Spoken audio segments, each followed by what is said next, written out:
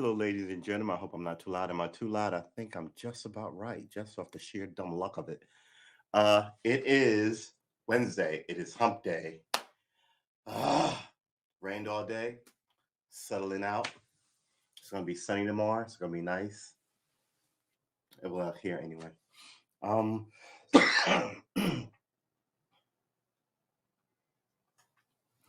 so I had the first sign of weakness today. I was like, can I make 1,000 days streaming? I think I can, but that was a moment of weakness. So why am I even? What is the point? What is my message? What am I trying to say?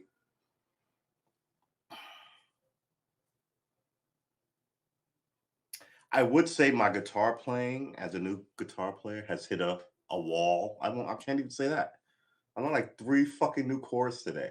So what I have is I'm somehow retaining the chords I'm remembering all the stuff that I'm continually writing in this book, even though I don't show you what I'm writing in my guitar book. I wrote this today. I was the most popular chord progressions, right? I must have at least 30 chord progressions written all over this book. And the only reason I know that is because of I don't even know what it's called. That Roman numeral 145, 145 or 1 4. Wait a minute. Is 1 5? There's a bunch of them. Here's another one on the back cover. The first group that I found, right? That's the first group that I found. This is the second group that I wrote today. But all through this book is one and twosies of these things that I run across before I knew that they were called progressions. Right.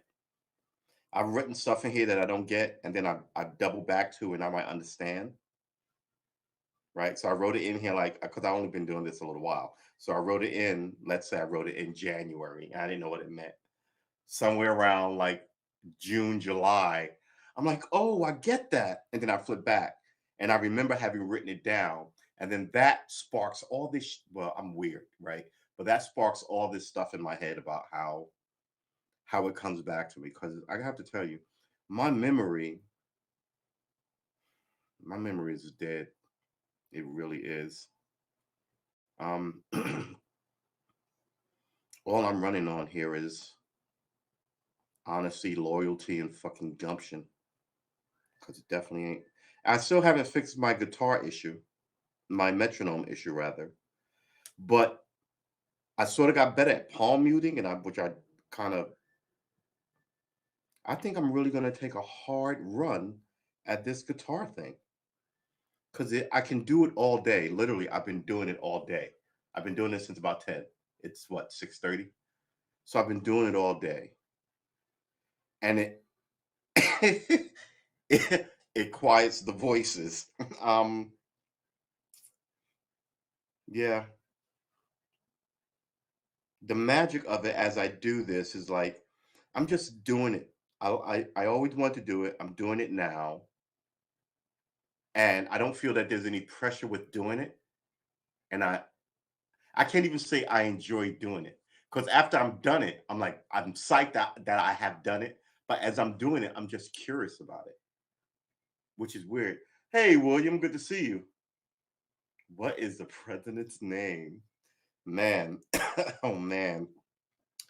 Why? What did he do today? Good old Joe Biden. What did he do today? Did he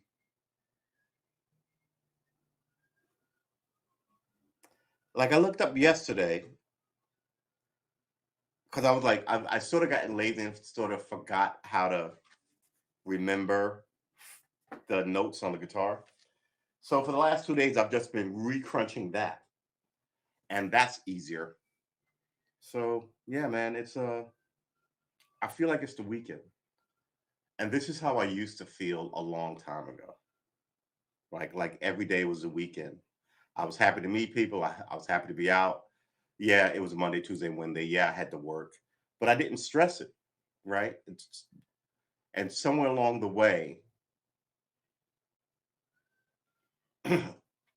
Yeah, my memory is not what it used to be. Um, and I've been thinking about that too. I'm like, okay, so is my memory sort of shifty because of my car accident? Is my memory shifty because of marijuana? Is my memory shifty because as you age, your memory gets bad?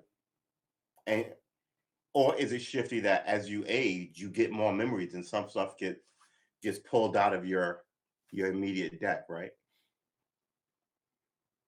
So all these things are what's up. But I'm trying not to stress it because I am a dude who worries. Uh, I'm always thinking about the big picture. I'm always thinking about all of it, and that's the problem. So when I get new information, old information gets kicked out, right? But it's not like I'm not doing anything and my memory is bad. I mean, the one thing I haven't done that I used to do all the time is read. But you know, I got a funky eye. Reading really begins to kind of like, well, it hasn't really done it in a while. I like to read something on stream. Well, I read enough newspapers here, so who knows, man. Y'all caught me in an existential crisis. I was also thinking, like, man, I'm learning all these chords. I don't know any arpeggios, right? Then I was like, well, if you should know arpeggios or these riffs, right? Someone told me if you learn the riff, learn the song, right? I was like, what do I want to learn? I don't like some stuff is fun to learn, it's quick and easy to play, but you should learn the whole song. I still don't know a song. So I was like, oh, good Lord, what am I doing with this?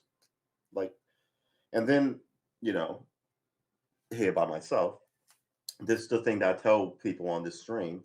Sometimes, like, it's great to be in a relationship. When you're feeling down, they can big you up and make you go further. And when they're feeling down, you can big them up and make them go further. But when you're alone, you got to do that shit yourself. And if you don't, you end up woe is me in it. Why go on? Kind of. Uh, you can fall into that trap. And I think it is a trap. Nothing like sadness is desirable to some people. All that melancholy bullshit. Hey, Mr. Peter Promo, good to see you. Welcome from Detroit. Um, but you know what I mean? That melancholy is a thing. Melancholy, and we all like some of it sometimes, right? So we all like sad songs. I'm not crazy about sad movies. They go on, right? But like a nice, pithy, sad song, a romantic song, right? Sometimes it's a human emotion. It's valuable and it's necessary, but some people can fall into it. Um, so yeah, man, I don't even know. I always wondered if people with Alzheimer are as frustrated as it is for people taking care of them.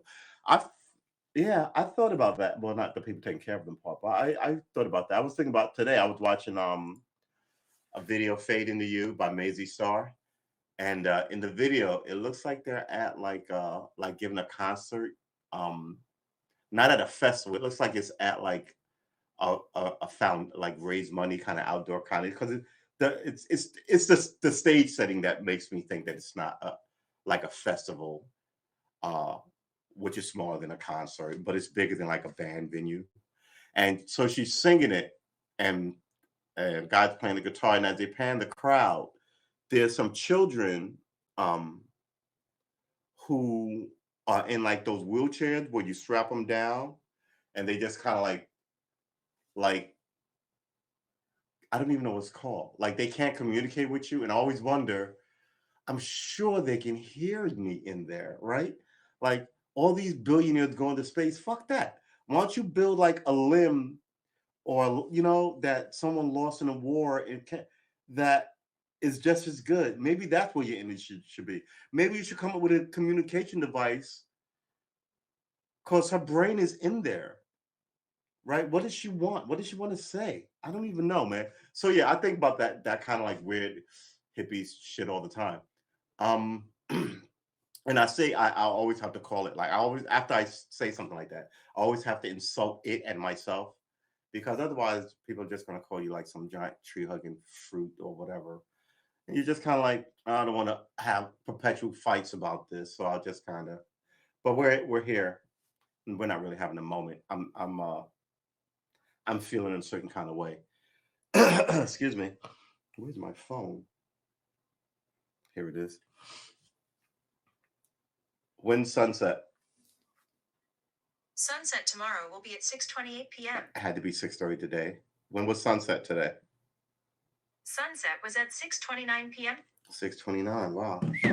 So yeah. Anyway, like if these billionaires could get it together and just make like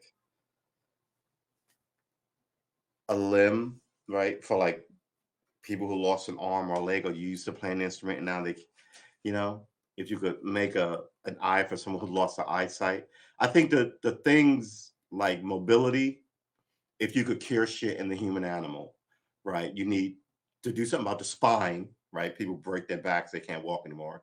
And you need to do something about maybe the nerves, so maybe some sort of synthetic wire nerve that works almost as good, right? And you need to do something about the eyesight because we have for ears, right? So you need to do something for like so blind people can see again, right? But it's hearing, seeing, smelling. Well, smelling can wait, right? If you lose your smelling, no one's that's the one that you can most get rid of, right? Um, so yeah, who knows, man? Ugh.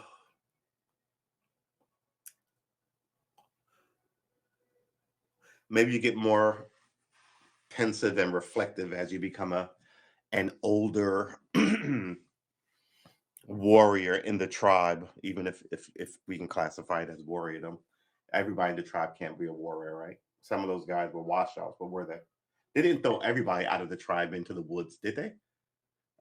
So if back to our primal thing that we're always talking about. So every person in our tribe of like 1,000, 100 people, let's say, for this scenario, has to bring in like not a deer. A deer can feed like 10 people, I guess.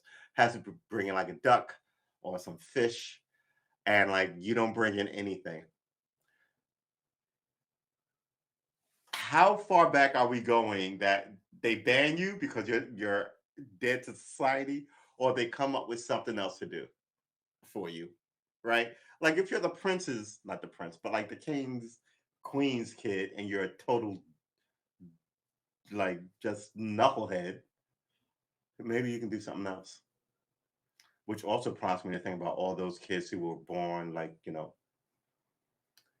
with a disease that live now, but like 1,000 years ago wouldn't have, right? Are we getting better as a society or aren't we? Right? Maybe we should be curing shit instead of going to fucking space. Here's the thing.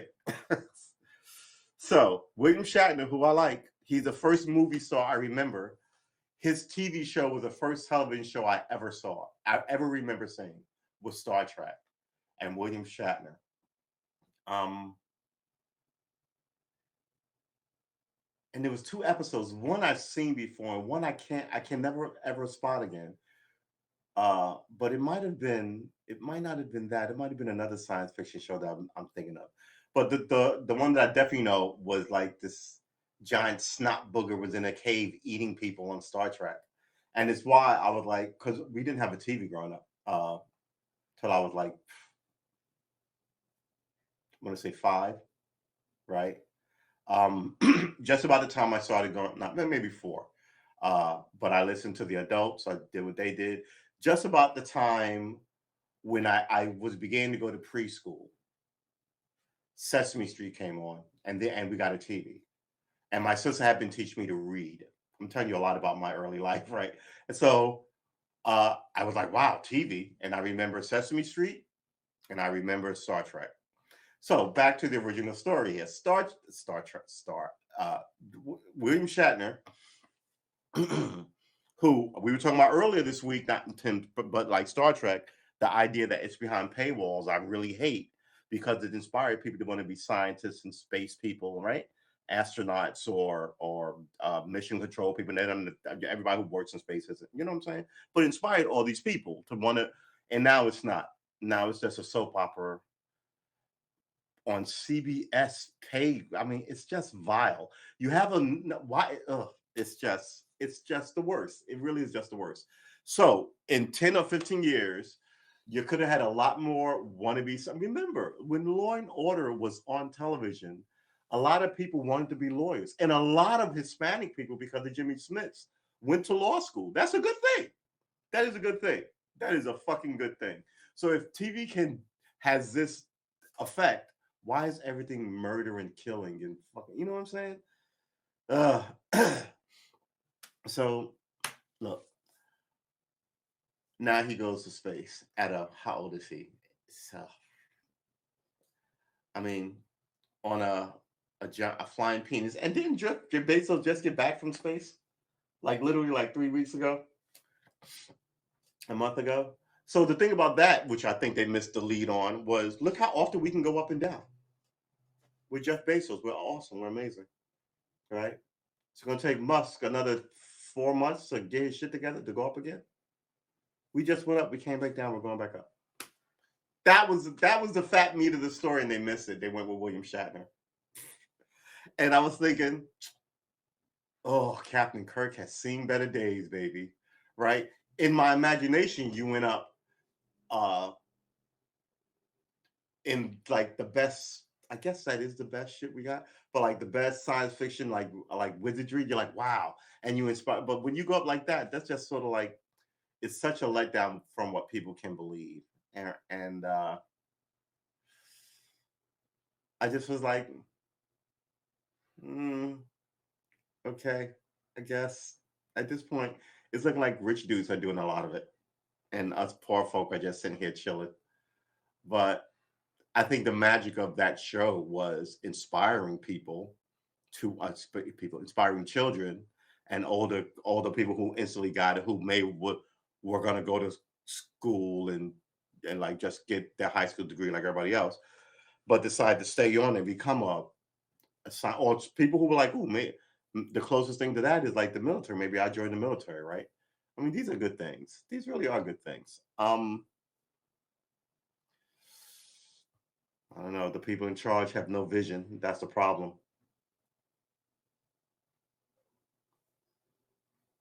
Why? Why would all manufacturing be in space? Here's the thing about that. People discount gravity. I hate to be the one to say it, but people discount gravity. And gravity, like one of the big things about that they're wondering about is if a scientist, a boy scientist and a girl scientist had a baby in space, right? How would that baby look? Because gravity affects your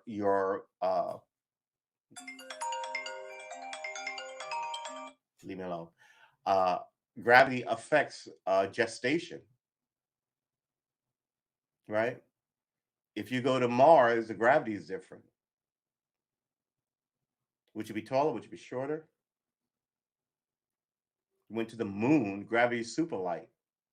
Then you come back here, and what would happen? People are already losing like muscle density when they stay a year on the space station. So all these things have to be addressed. And first of all, what you need is a spinning platform, and that will cost way too much money. We'd rather spend that money on a war that gets us fucking nothing in Afghanistan. But it needs to be like a bicycle spoke, and centrifugal force. Is it centrifugal, right? Centripetal or centrifugal force will push you to the wall that you'll be walking on. Very 2001: A Space Odyssey. Instead, and also another thing about space, another thing that was great about like science fiction of it, people could stand up and stretch their arms and can't do that in space. Nobody who wants to be in a floating like it's really just like a prison. I mean, there's a lot of glory to it, but it always looks small and tight. And another thing is, God forbid shit goes bad, you got to wait for another shuttle to come up and get you, which is good that Elon Musk and Jeff Bezos have this thing going. God forbid they can be pressed into service, right? That wasn't a thing. Not 10 years ago, it wasn't a thing.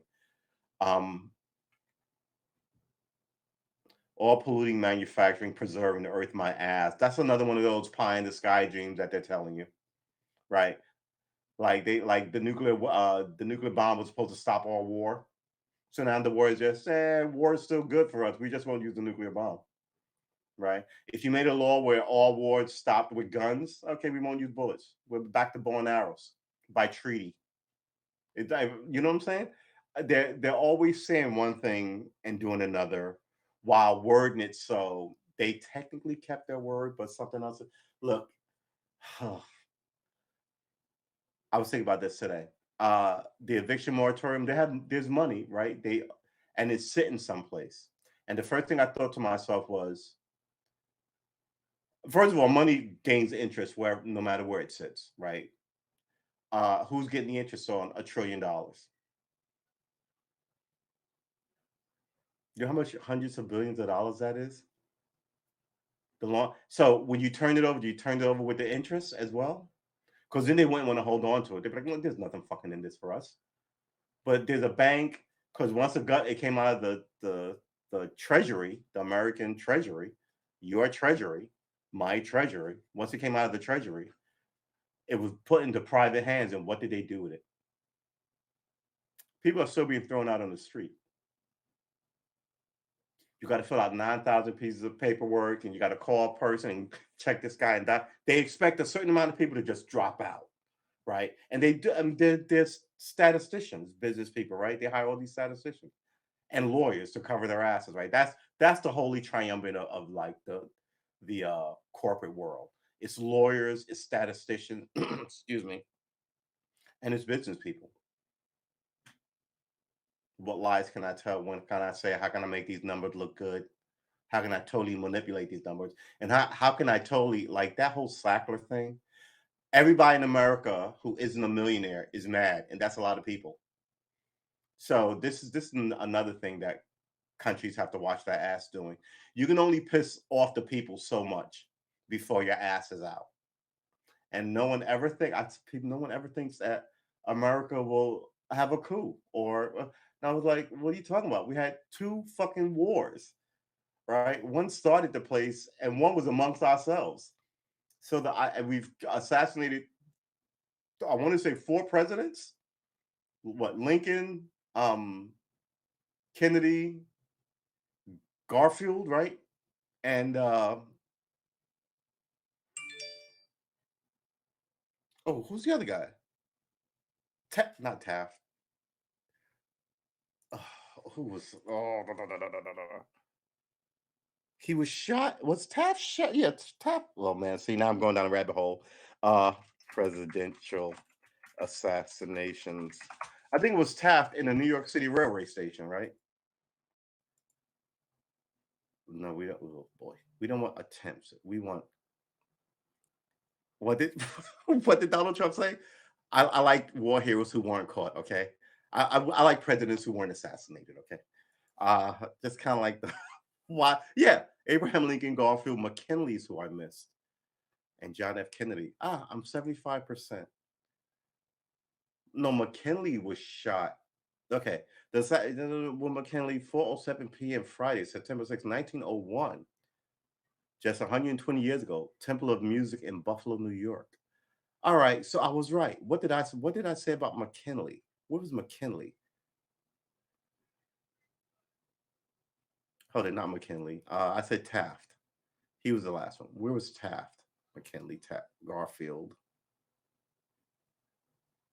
Abraham Lincoln. So it was not Taft. It was Garfield. 50%. The section of Garfield 20 United States in Baltimore Potomac Railroad Station. All right. So I've got my Garfield and my McKinley all like I got peanut butter in my chocolate, and one of these guys did Taft? Yeah, Taft was there was an attempted assassination on Taft. 1909, William Howard Taft and Porfirio Diaz planned the summit in El Paso, Texas. Porfirio Diaz.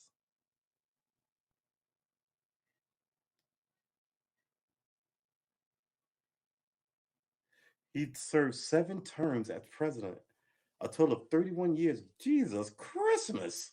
That's a lot. We thought we had problems getting rid of people. Planned a summit in El Paso, Texas, and Ciudad Juarez. What does Ciudad mean? Does Ciudad mean city? Chihuahua.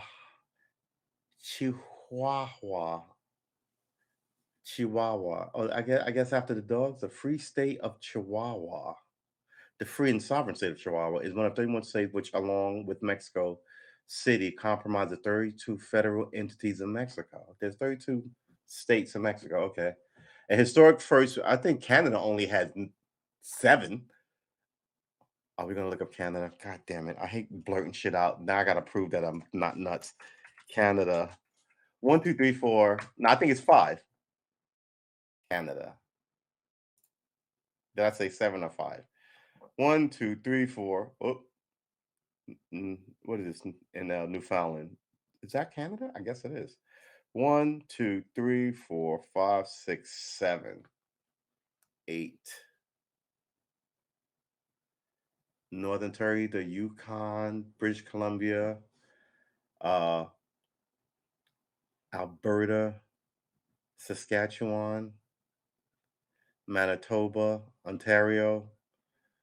I want to say Quebec. Okay, because I've been to. Where did I go?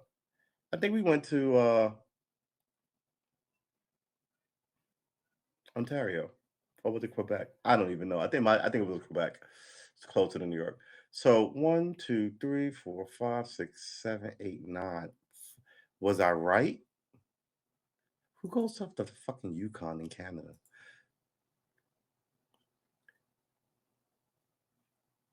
Stop asking me for stuff. I'm sorry. Well, I'm down a rabbit hole here. Geography by government law, history, indigenous people, European colonization, British North America, Confederacy and expansion, early 20th century, contemporary era. How old? Well, Canada was found when we were found, right?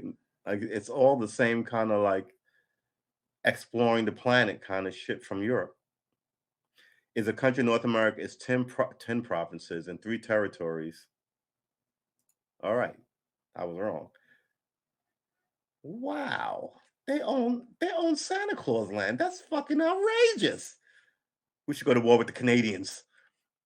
Nunavut, Iqaluit, Northwest Territories, Yellowknife, Yukon, Whitehorse, British Columbia, Alberta, Saskatchewan. They call it Regina.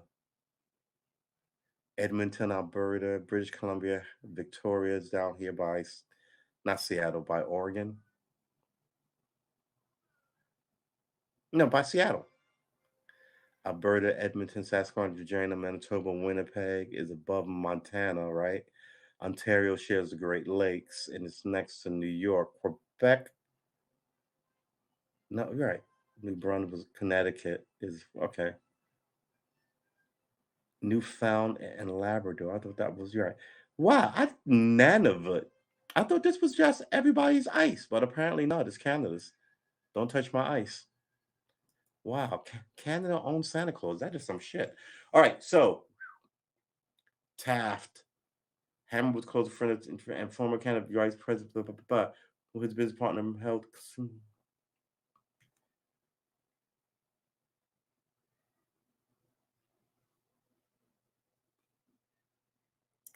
Only 1 meter from Taft.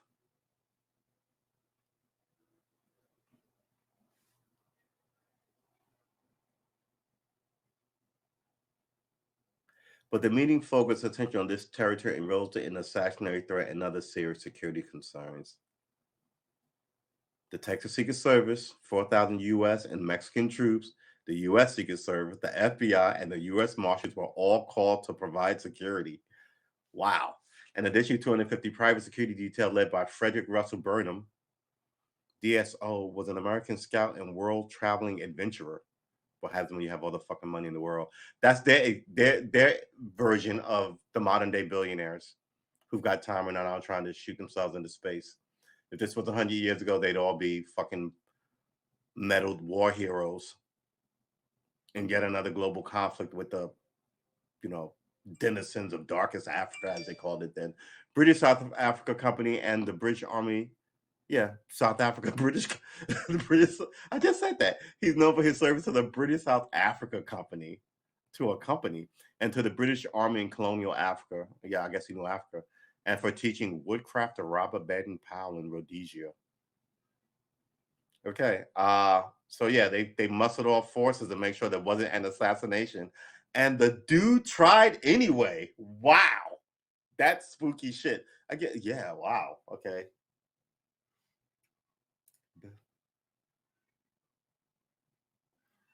Yeah, you're gonna pollute space. First of all, this is what's gonna happen. There's so much shit flying around space that NASA has been shooting up there since 1970 that something that broke off or that should have fell to Earth that didn't will fly through your spacecraft at like 20,000 miles an hour. Because I was like, why can't they just go up and tip them all down? Because they're moving too fast. I was like, oh, yeah, it's not easy to clean it. You would have to catch up to it, right? And then push it down so it goes into the right. And so you would need a way to somehow speed up and brake for every piece of thing that you're coming into contact with. And there's a lot of shit up there. There's a lot of shit up there. 40,000 ham done with his business partners.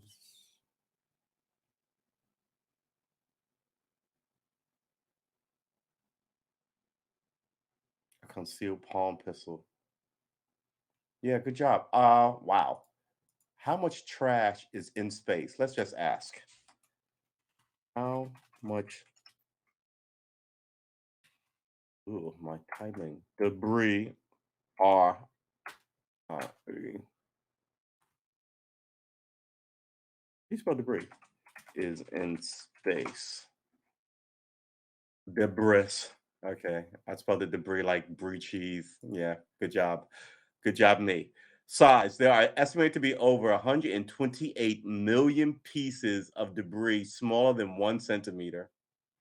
0.39 inches. It's smaller than an inch. As of January 2019, there are approximately 900,000 pieces from 1 to 10 centimeters. I'm not going to look that up. How much is 10 centimeters in inches? The answer is 3.94 inches. Okay, so there's some stuff up there to three from 1 inch to 3 inches.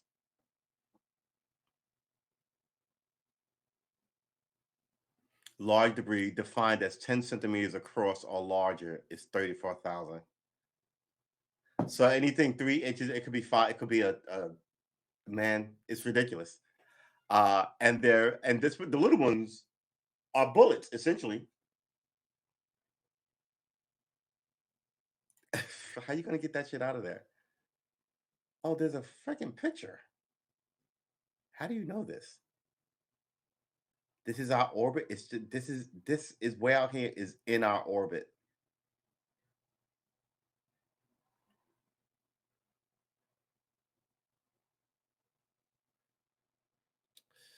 How far? The Earth is 20,000 miles. Or is that right? Around, I want to say. So what is that? 20, 40, 60,000 miles out. Let's have, you should know this.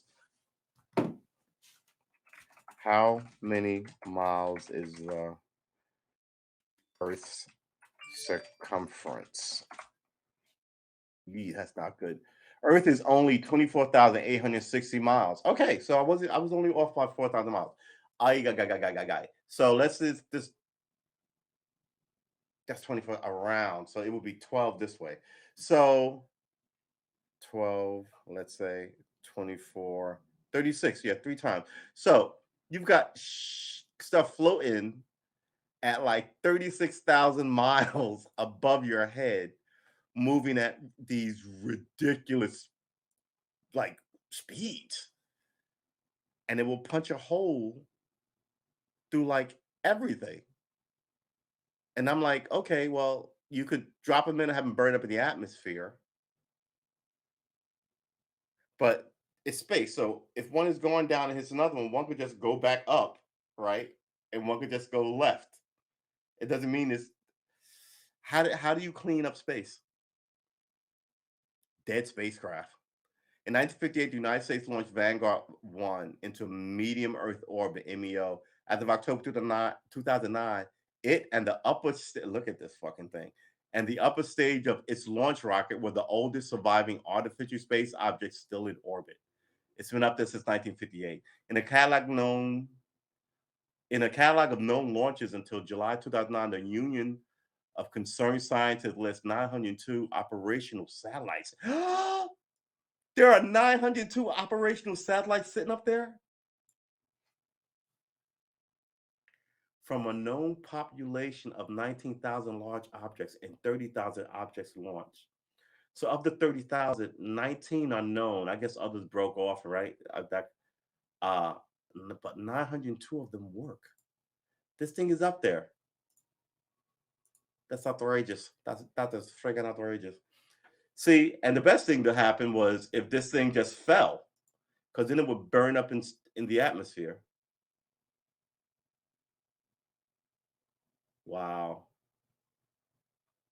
How would you even get them down? Lost equipment. Right, and then people lose like hammers. A drifting thermal blanket photographed in 1998 during the STS-88. A drifting thermal blanket. Wow.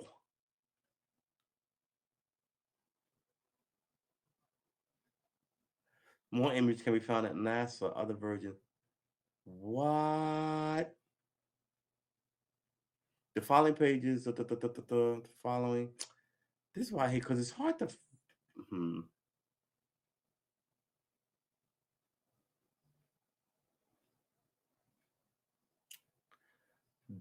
Photo, Italian, English. Photo taken during space mission STS-88 described as showing an item of space debris, an object claimed by conspiracy theorists to be an alien satellite.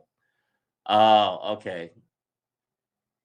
All right. I was wondering why it would be here. So this photograph fits several designations. It's for the conspiracy theories, but it's also a factual bit of information for us kooks. Spent upper stage of the Delta II rocket photographed by XSS-10, photographed by another satellite. This is what I mean. We just dump shit places and then pat ourselves on the back. Maybe part of being like a better society is not leaving shit all over the place. Like I talked about this last week. I'm like, all these plastic bottles I feel guilty about. But at the end of the day, it's not like I can go there with a bucket and have them pour water. You know what I mean? So yeah, recycle. We know that the recycle thing is a joke. Recycle, right? It's like the smoking. Like they knew it was bad, but they lied to us anyway. And a lot of people die from cancer. They know this is bad, but they're giving us a nonsense answer of recycle. You want to save the planet? Got to do something about the plastic. Oh my God. Is that real?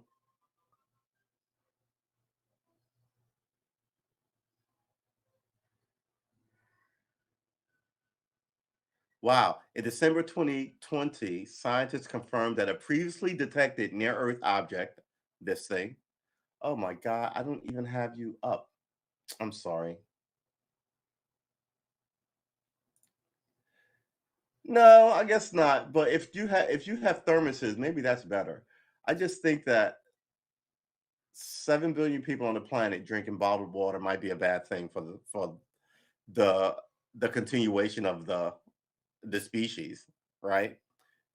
In December 2020, scientists confirmed that a previously detected near Earth object, this thing right here, S2020, it says right here, it says 2020 SO. What is this? This is January 9th, 2020.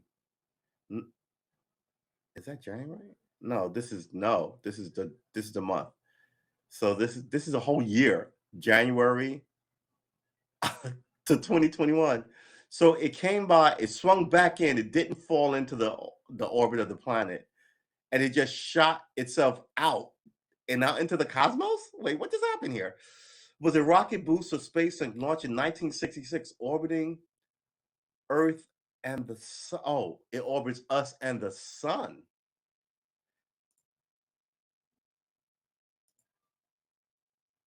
This is wild. This is wild. This is crazy. This is crazy. This is the sun. No, this can't be the sun because it would have came from deep space then. So what?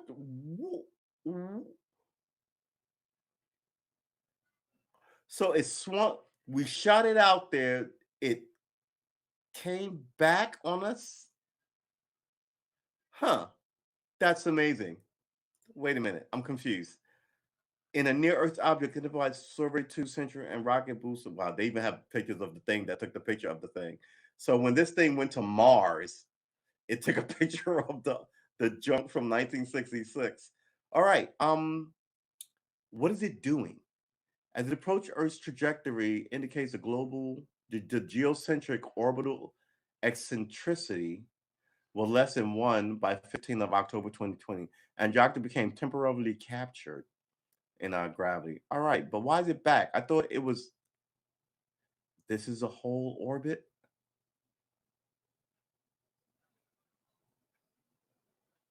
That can't be right. Then what the fuck is this? Okay, that's the sun. This blue one is Earth. This is SO. Okay.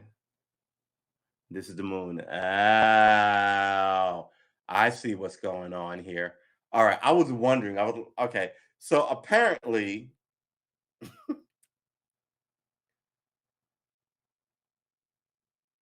it's circling the sun and us. We're in a loop with it.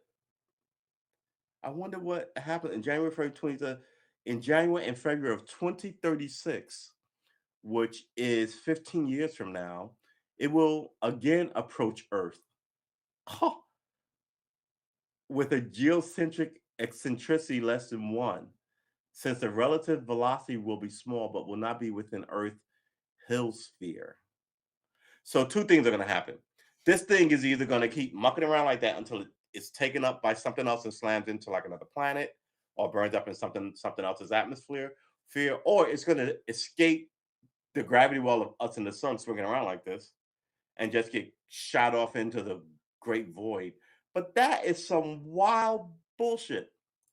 Wow. Wow. That's amazing to me. I'm sorry. I was lost in a rabbit hole for a second. That is amazing to me. Um, so I don't even know, man. They're not going to be putting anything in space. All that kind of, yeah, we're going to manufacture the moon. We're going to live. And here's another thing. Who wants to, ooh, who wants to live? There's a fly in here. Who wants to live on a planet where you can only stay indoors? They call that jail, right? I mean, what you want is fresh air. Yep, I got a bug in here. Somehow he managed to get in here. What you want is fresh air and the wind on your face. You're a human animal after all. All that stuff they're talking about looks really good on paper. Let's cut this on. Really good on paper, right? But then you have to settle down and be alone with your thoughts, you by yourself. And then you'll sit there and you'll go, oh my God, I'm all excited. You know, I've got the ship. I'm in my uniform. I'm shot into space. Oh my God, I'm connected with the connecting lander. Oh, here's my room. Oh, now I'm on space. Let me fire off a letter to my mom and my dad or whatever. Um, then after all that's done and your work on this foreign space station becomes, you know, every day and work, right? This is where that discipline comes in for those people, military people. The only thing I can see them doing is putting a prison on another planet. I can see them doing that. Because then there truly is no escape. There really and truly is no escape. Uh, you're not gonna like hop a ship and drive. I mean, how far is Mars? I think Mars is like 3 months away. How long to get to Mars? Wait, go to Mars. How long would? Yep, I've got a fly in here, and it's gonna be his ass when I find them. Man, these I gotta tell you, these windows. Ugh, I think they're letting in bugs. All right, how long will it take to get to Mars? The trip to take will take around 7 months. Okay, so I was off by a month. A bit longer than astronauts currently stay on the International Space Station. So it'll take you 6 months to get there. How long would your stay be? To make it worth the 6 months to get there, you gotta stay at least a year and then 6 months to get back. Yep, I got a fly in here.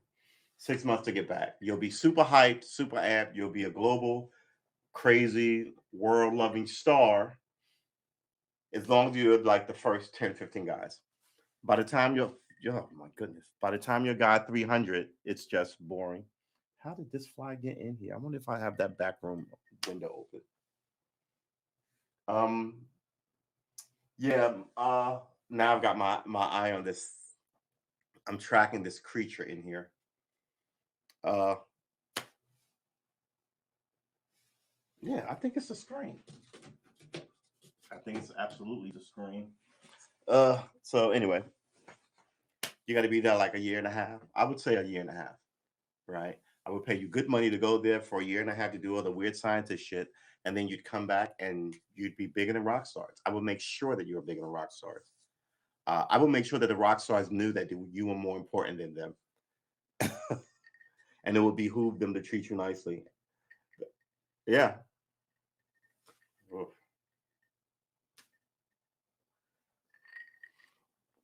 All right. So how long have we been going? We've been going for about 45 minutes. And we have yet to check the news. I have this bug in here is just he's in my head now. So now I'm gonna light it. I'm gonna burn some incense just to get my chi right. Not incense, some sage.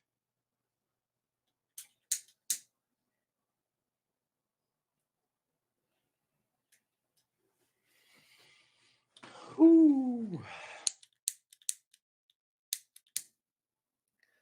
Joe Biden's poll numbers are in the toilet. Look, people, Kim Jong Un is taking pictures with his weaponry, showing it off, talking shit about America. Like I wrote on someone's post, he wasn't doing this crap under Trump, right? So the least you could have done was kept that motif running. That we're not playing with you, and now he's emboldened and he's ridiculous, and he's threatening us.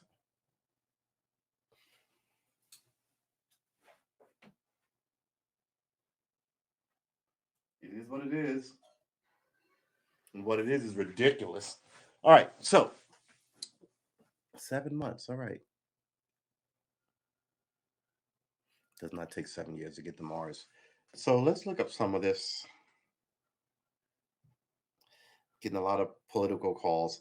Um, it looks like if so here in Virginia where I am, uh, it looks like Terry McAuliffe might lose this thing. Well, I don't want to say might lose. I mean, he's neck and neck, and he shouldn't be neck and neck, right? Because 10 months ago, Democrats won this state by 10 points.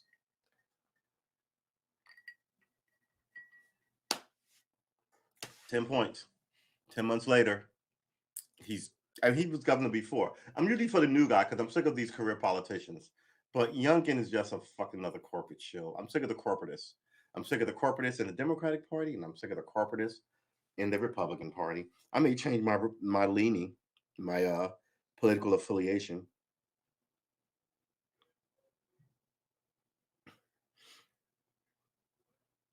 The mysterious murders in one Brooklyn apartment complex. Yeah, what's mysterious about it? It's the fucking projects. They call it an apartment complex. It's the projects.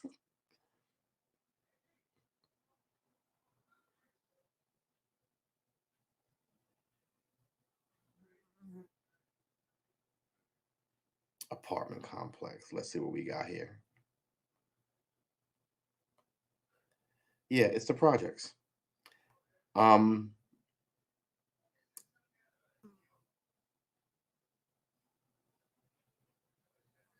Here's the thing. You want to talk sports real quick? Let's talk about John Gruden.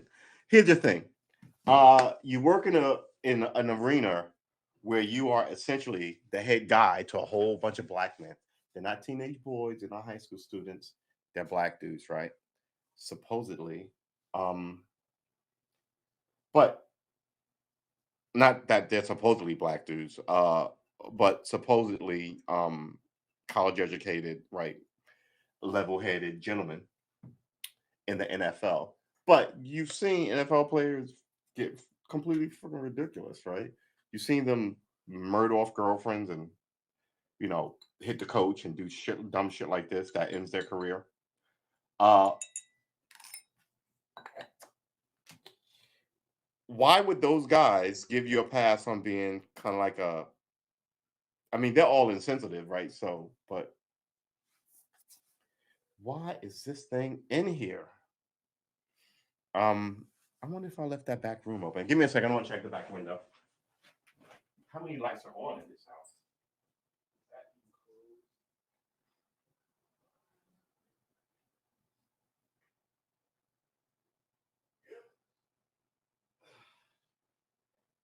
Yep.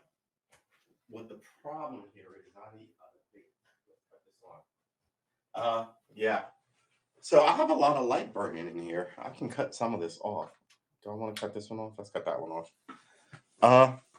But you know, sorry.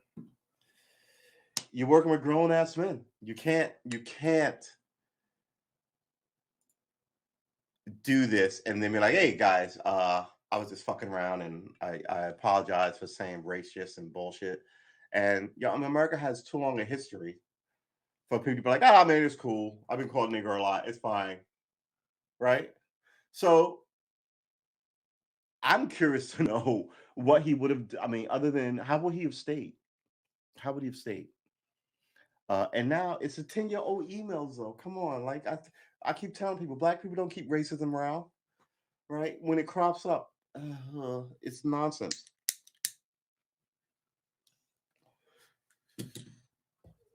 And you have no one else but yourself to blame. Hold on.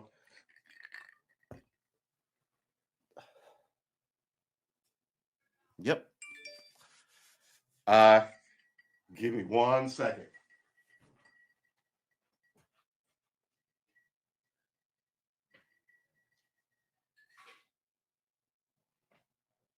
All right, that is that.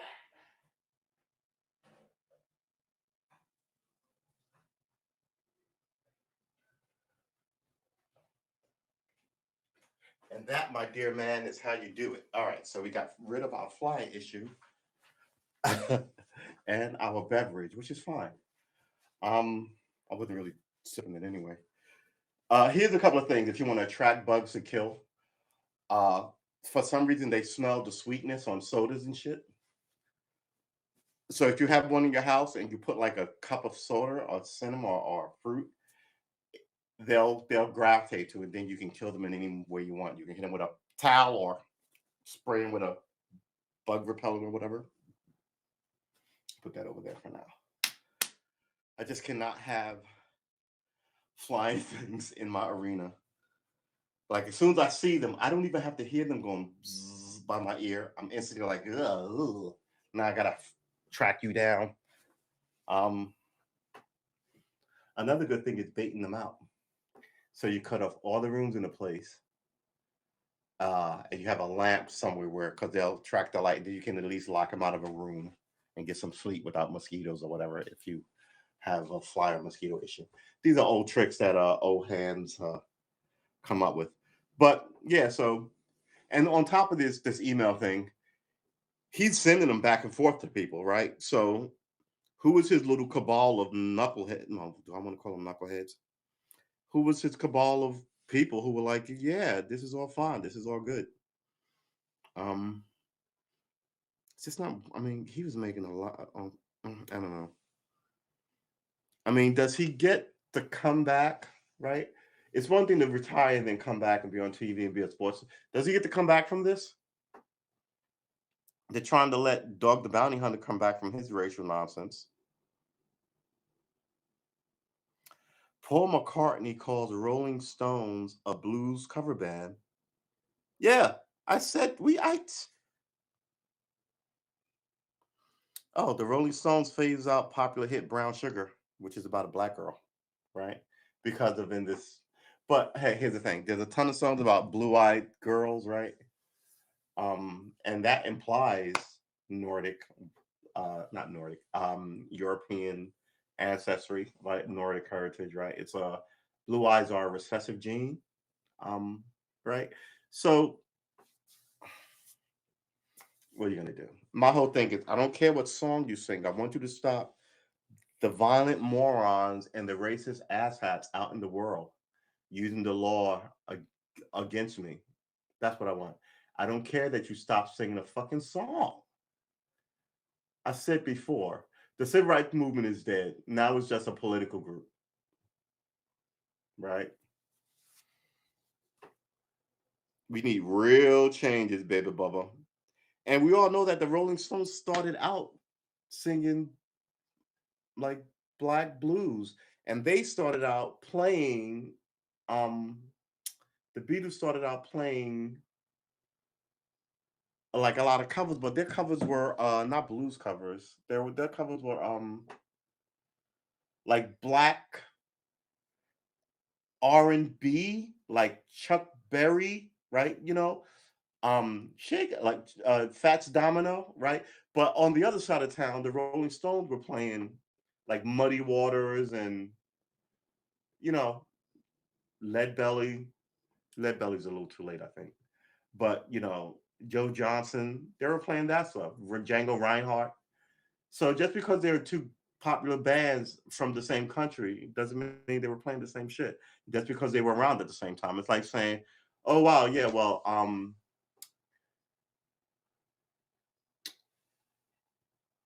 a Tribe Called Quest was a rap group in the '80s, just like NWA, and yeah, so that's it. It's like the same thing. So, I mean, I don't think it's a slam to say that there were a blues covers band. Yeah, I know. We're gonna read that in a second.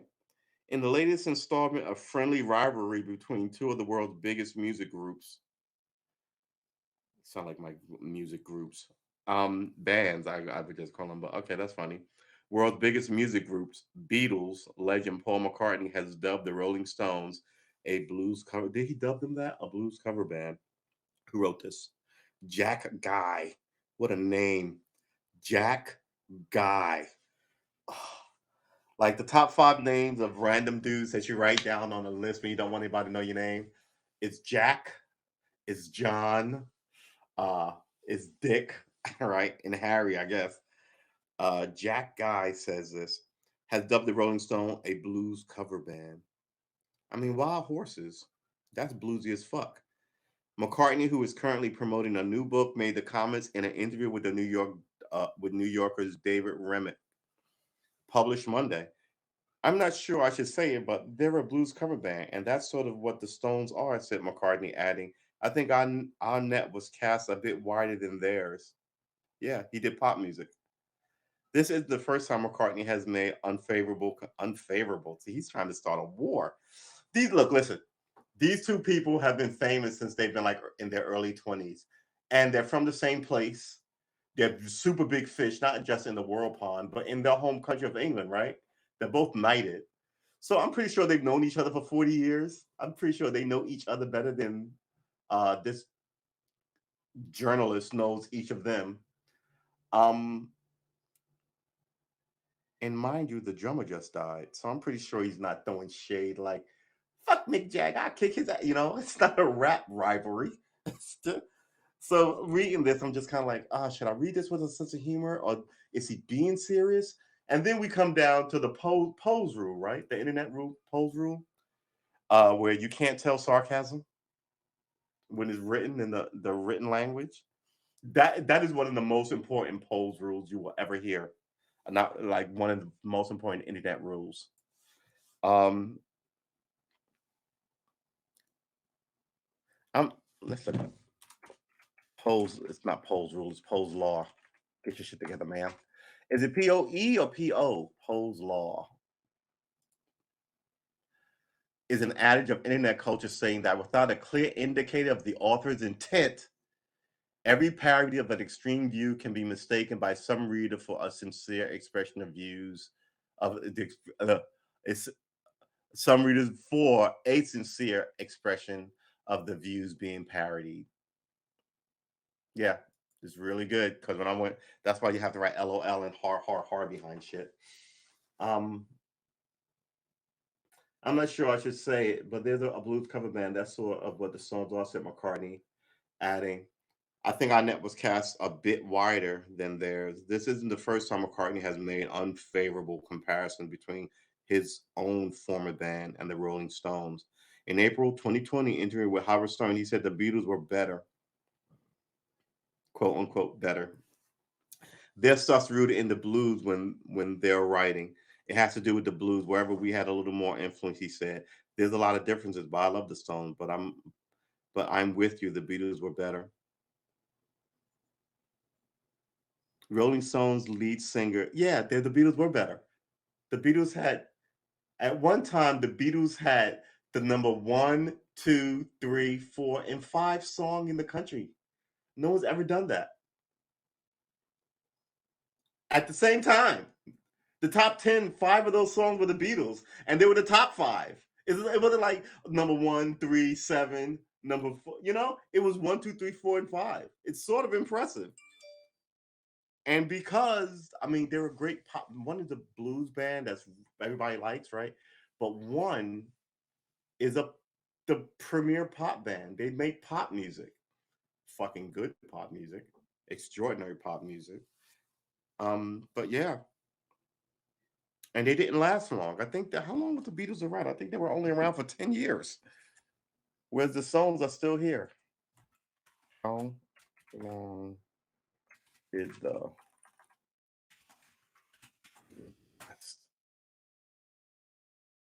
8 years. Such is a part of the Beatles' music that impact their legacy, and such is the intensity of retrieved memory in the generation that grew up with them. The Fab Four were together for only 8 years. That's two presidencies. From 1962, when Ringo joined the band, to early 1970, when Get Back was released. Wow. And it's crazy because some of their stuff is in black and white. You see footage, and others of their stuff is in color. So you think they've been around forever. Not even a decade. Good sweet Jesus. So yeah, they were absolutely better. Um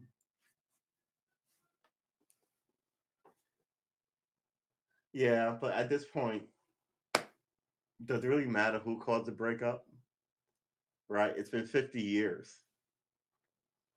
And people get tired of doing the same thing. And not everybody has the same temperament. And Paul McCartney just seems like a super nice guy who lets shit roll off his back. You know what I mean? And there are some celebrities that I like. Every now and then they get mad at people and yell or have a cross word, but I don't remember any like thing like that coming from like Paul McCartney. So maybe he was just kind of like, it broke up. Well, it went as far as it got. Oh well, do, and went about his life. Whereas somebody would have wrote a book about it and wanted to be. Lennon seemed more of that type of person to me. Uh, but Paul McCartney just always seemed like, meh, which is fucking amazing. Um, let's see why well, let's look at brown sugar. Hold it. Rolling Stones, brown. And you also have to understand the context in which that song was written in the 60s when black people were asking for rights and they took it upon themselves to write an anthem for beautiful black people and they didn't have to, right? Uh, so that did some of that in it. But Brown Eyed Girl can sort of be for anybody as long as you have brown eyes. It doesn't say brown eyed girl with the blonde hair or anything like that, right? There's obviously no competition, said Jagger, laughing. Um, hold it. Phoenix Farm Band. You said the Beatles were better. The Beatles were better. Rolling Stone lead singer Mick Jagger responded to those comments in an interview with Zane Lowe for Apple Music. Apple Music. There's obviously no competition, said Jagger, laughing. The big difference, though, is, and sort of slightly seriously, is that the Stones have been a big concert band in other decades and other eras when the Beatles never even did an arena tour. The Beatles never did an arena tour? What are you talking about? The Beatles played Shea Stadium. The Beatles were the first to play an arena tour. Then they didn't play anything much bigger than that afterwards. But yeah, they're different bands. They're great bands, but that's wrong, Mick Jagger. The Beatles actually played the first arena tour, and then it became big with rock bands, right? Arena rock, I guess they called it. Um, and then eventually rappers got big enough to play arenas, and that was the growth of the thing that you're in. The big difference is sort of slightly serious is that the Rolling Stones have been a big concert band, absolutely, in other decades and eras when the Beatles never did an arena tour, which is not true. Their first tour was an arena tour. Madison Square Garden with a decent sound system. That's true. They played to the house PA system in Shea Stadium, I guess, in the 60s or wherever it was. Jagger said, adding, they broke up before that business started, the touring business for real. Guess that's true. The Beatles and the Stones were two of the most famous groups in the world in the 60s. While the Rolling Stones are still touring 6 decades later, the Beatles split up in the 1970s. Despite many fans blaming him for the split, McCarthy now age 70. Oh my God, Paul McCartney is 79? Jesus. He wrote Yesterday when he was 19. Oh, wow. Okay. Decades later, the Beatles split up in the 1970s. Despite many fans blaming him for the split, McCartney, you blame somebody for the split like they worked for you. Now, age 79, told BBC Radio 4 that it was co-lead vocalist John Lennon who instigated it. Yeah, blame the dead guy. John walked in the room one day and said, I'm leaving the Beatles. And he said, it's quite thrilling. It's rather like a divorce. And then we were left to pick up the pieces. McCartney told journalist John Wilson in an interview clip that aired on Monday. The full interview will be broadcast on October 23rd. McCartney's latest book, The Lyrics, is due to be published on November 2nd. Described as a self-portrait in 154 songs, the book compromises uh, the, the book comprises commentaries on his song lyrics edited by Irish poet Paul Muldoon. Look, the dude is a genius of a lyricist. He's also a genius of a musician. And both of them were in the same fucking band, which is just an amazing thing, right? Um, just an amazing.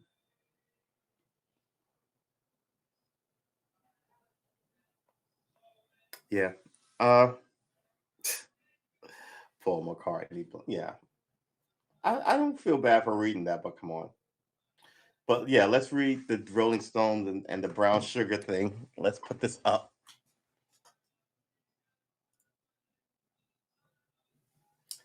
All right, we've been streaming for an hour.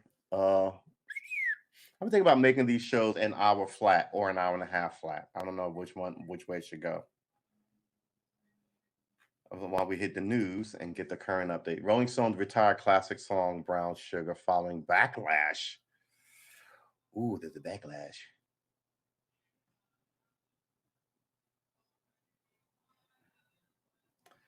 Ooh, with song lyrics about slavery? Really? Song lyrics about slavery?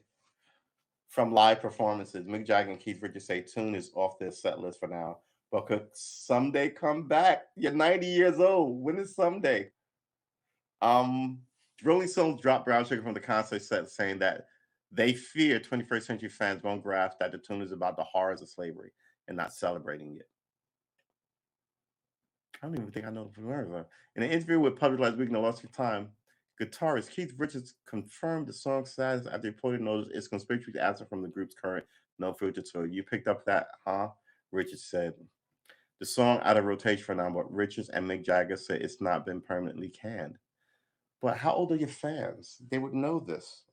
I don't know. I'm trying to figure out with the sisters quite where the beef is, Richard told the paper. I don't know. I'm trying to figure out quite where the beef is. Figure out with the sisters quite where the beef is. What does that mean? Who are the sisters? Where the beef is? Richards told the newspaper Didn't they understand this was a song about the horrors of slavery, but they're trying to bury it? The song's first lyrics paint a stark picture of the slave trade. Gold Coast slave ship bound for the cotton fields sold in a market down in New Orleans. Skydog slaver knows he's doing all right. Hear him whip the women just around midnight. The fan favorite hit number 1 on the Billboard chart on May 29, 1971. We played Brown Sugar every night since 1970, so sometimes you think we'll take that one out for now and see how it goes. Jagger, the Stones frontman and writer of the song, told the Times we might pick it back up. We might put it back in.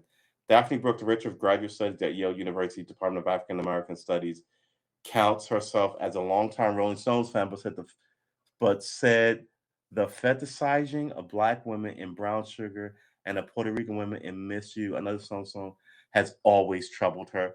You know what? Fuck you. People write songs about women. Now you're going to use that to hang guys? My God. Shut up. Who we do? This is this is the shit I don't get. And this is the shit I don't get. I mean, you pick fights you don't have to pick. And then you lose allies.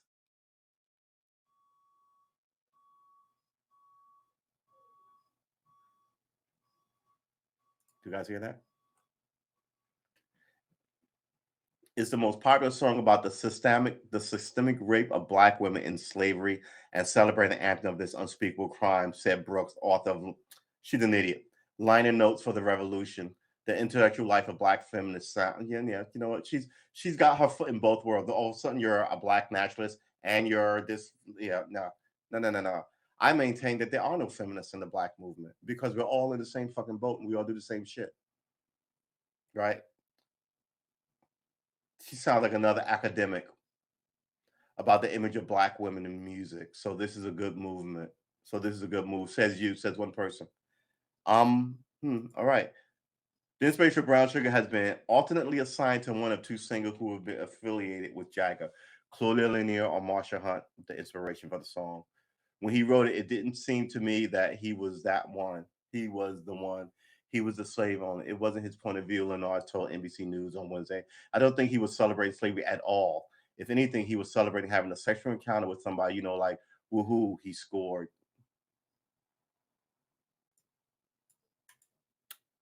Yeah, I think this doctors, I'm a doctor, so I'm right. Shut up. I'm sick of doctors and their stupid opinions. Just I mean, not all doctors, but some people are stupid and are doctors, right? Having sexual encounter with somebody, like, woohoo, he scored. If I went out and had bomb ass sex with uh, an Asian lady and came back here and wrote a beautiful song about it, popular song about it, song that made me rich about it, is that bad? If I went and wrote a song about a girl that I just saw at the bus stop who had nice skin and nice bosoms and nice hair, and I thought she was Spanish or Latino or black or Italian, Sicilian or whatever, and I just attributed that group, that not group, that ethnicity to the name of this song. Is that bad? If I like you and I write a song about you, am I? Let's flip this up. I mean, some of this just is just bullshit.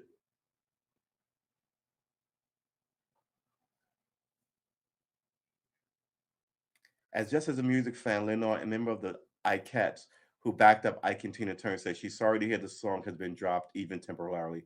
I mean, that hook, Brown Sugar, how can you taste so good now? That's fun to hear, but that's fun to dance to, Lenore said. The songs are set to play Thursday. Yeah, so he wrote this song about a living person that he had sex with. And all of a sudden, someone who sits in academia is sitting, yeah, you know what? You people just suck. This is why you don't get invited to parties. Um, and there's real world racist bullshit out there you should probably deal with. But no one came forward and was like, Pierce Morgan, he's mad at everything. But I'm trying to find where the backlash. Who gave the backlash? Where did this Black History? No, I do not accept it. Brown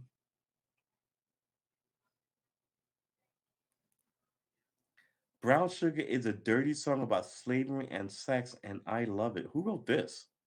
Vulture. Loretta Charlton. All right. We're going to do two things because if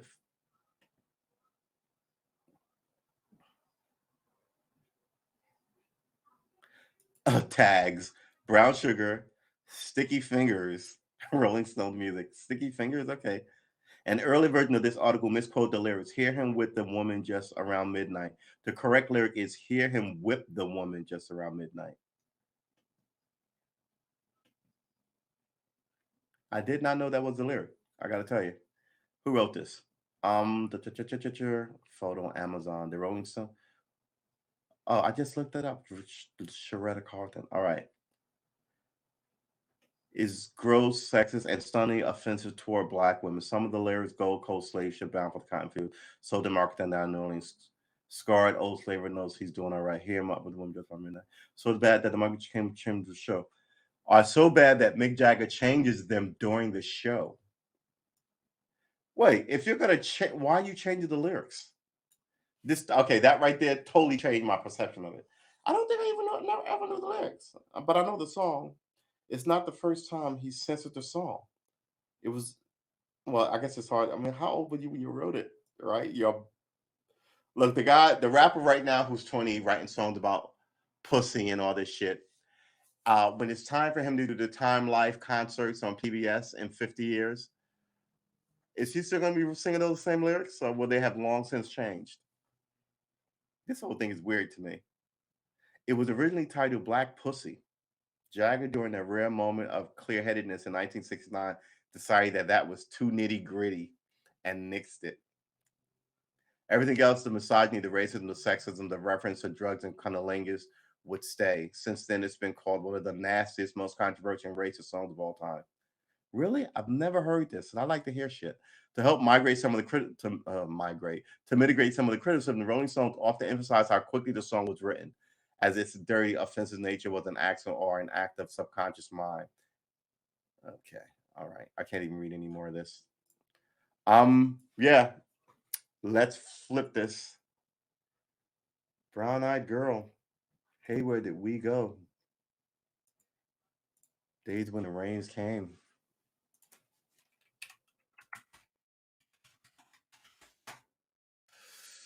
Let's get the lyrics. And everybody has different lyrics. Where's Lyric Genius?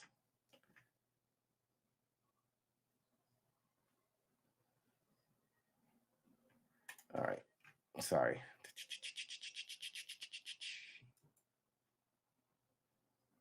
Here it is. Hey, where did we go? Days when the rains came down in the hollow, playing a new game, laughing and a running. Hey, hey, skipping and a jumping in the misty morning fog. Our hearts a thumping, and you, my brown eyed girl, you, my brown eyed girl. Whatever happened to Tuesdays and so slow?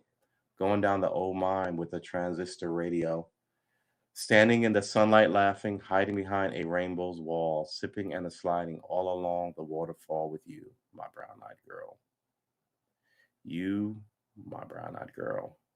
Do you remember when we used to sing?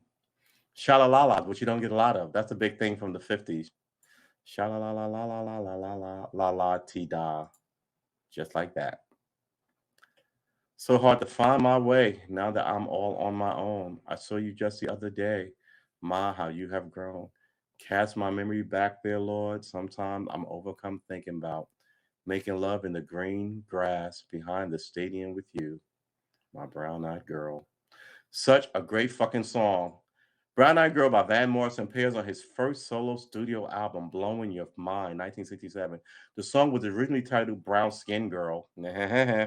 But the record label Bang Records insisted Morrison change the title and the wording. Morrison explained, after we recorded it, I looked at the tape box and didn't even notice that I changed the title. I didn't even notice I changed the title. I looked I looked at the box where I had laid it down with my guitar and said Brown Eyed Girl on the tape box. It's just one of those things that happens. Because of the contract he signed with Bang Records without legal advice, Morrison never received any royalties for writing or recording the song. The contract made him liable for all the recording expenses incurred for all his Bang Records recording before any royalties would be paid. Fortunately for Morrison, this song, together with his work with the band, them gave him enough momentum to receive studio time for his breakthrough album, Astral Weeks. That's what they like. You're 19, and then they just rob you. 40 and 50-year-old lawyers and business people. By 2011, and my thing is, you should go to court, and the court should fix that, and they don't. So again, tell me what now about fucking the law and the courts, and yeah, all right, it's just dark. By 2011, the song had received over 10 million hours of radio airplay. It is interesting that this is the most well-known of Morrison's songs because Morrison himself was quoted in saying that it was a throwaway song and that he has written 300 songs that are better. The phrasing is unusual for sure, so the second verse needs to be considered in its entirety. This is a very personal romantic memory of a first love. He's recording an event and reminding her of a special time when the two of them were together. It was a Tuesday, he tells her, and they're going to Sri Lanka in an old mine. The transistor radio was just part of the teen's life in the 60s. They were pocket sized and they went everywhere with you. Yeah, they're like phones now. At one point, they encounter a waterfall, and that's where the rainbow comes in. What he leaves unsaid is a kiss. There just has to be a kiss involved in this memory. Good fucking whoever wrote this is spot on. It's a yeah. For someone who did not particularly like his own song, Van Morrison had a lot to say about it. The record came out different. This fellow Burt Burns, the producer, he made it the way he wanted it, and I accepted the fact that he was producing it. So I just let him do it. I just put me in some awkward position, like lip syncing on a television show. I can't lip sync. Let's read these again. I'm sorry. We're down in the hall playing a new game, right? This is when they were young, skipping and a jumping, laughing and a running, skipping and a jumping. In the misty morning fog, kids get up stupid early. Our hearts are thumping, and you, my brown-eyed girl, right? What happened to Tuesdays? And so slow, right? This implies that they're older now. Like the time is speeding up. Oh, okay, right. I got you. So yeah, this is a really good take on this song. I mean, wow. Standing in the sunlight, laughing, hiding behind the rails while slipping in the slide along the waterfall with you. Always, yeah, the slipping and the sliding says sex to me always. And then the final verse is him bumping into her out in the world. So hard to now that I saw you just the other day, right? It's a great song. It captures everything great about young love and how time passes and how memories can keep you. Yeah, all right. I guess this is where we leave this one, right? Uh we've been streaming for an hour and 24 minutes. It is 8 o'clock. It is Tuesday. I'm sorry, it is Wednesday, the 13th of October. We are what 10 weeks away from the end of the year, right? 2 months, 2 weeks. Time moves on you. Tell you, time moves on you. Uh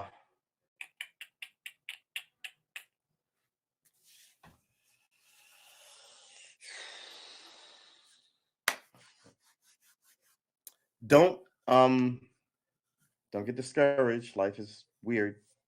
I will acknowledge that. I,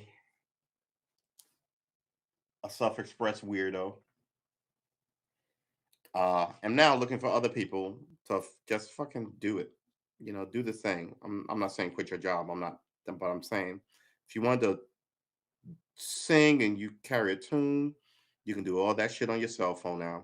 You want to get back into music, I don't see why you can't. You want to go ask that person out, do your homework first, and then go do that shit. Um, I just think everybody's miserable. Why is everyone miserable?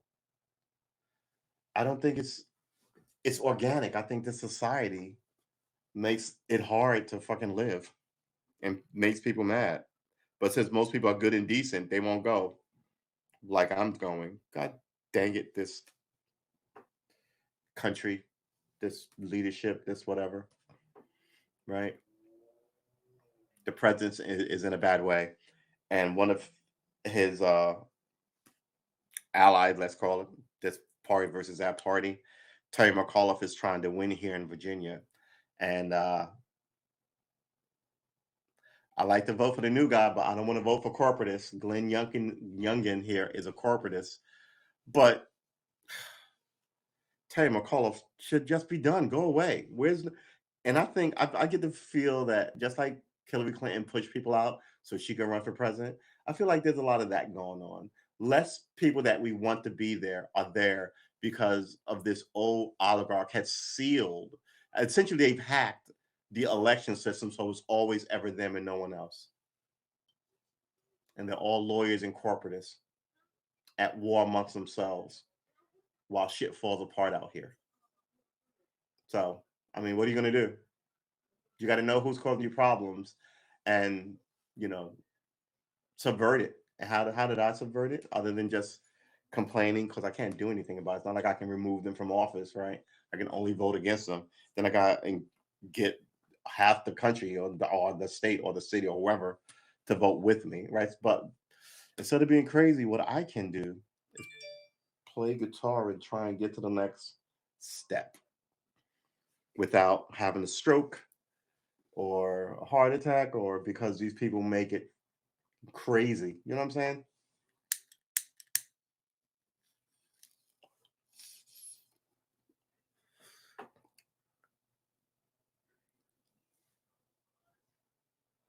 But that's what I'm saying, right? You're going to be different. But the same thing applies. Don't let this world eat you up.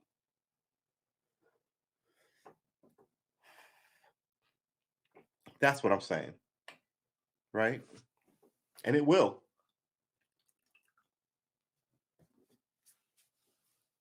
So you have to somehow, sorry about that. That's weird. You have to somehow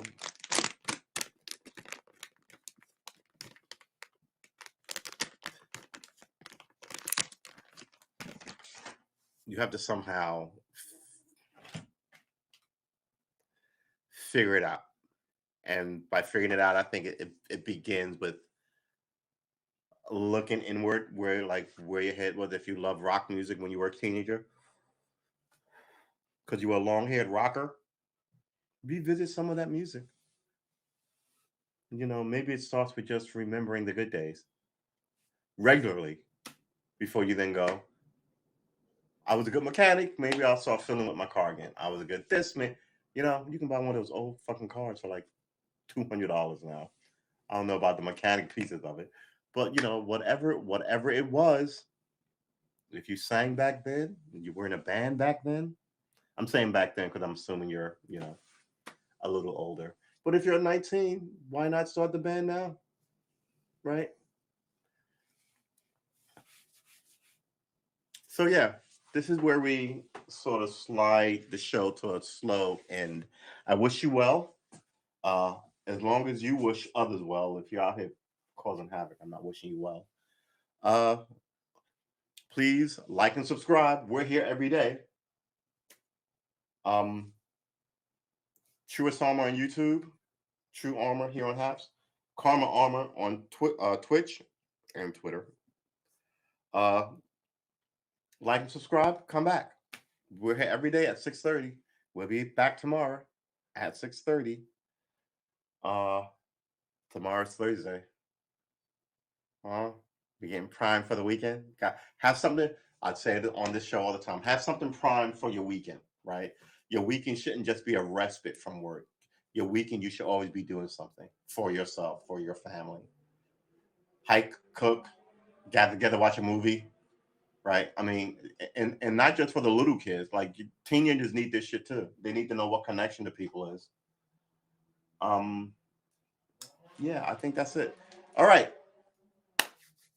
this is where we end it. I will see you in the next one, and the next one is tomorrow at 6:30. Please like and subscribe, and have a good night. Thanks, William. I'll talk to you later, man.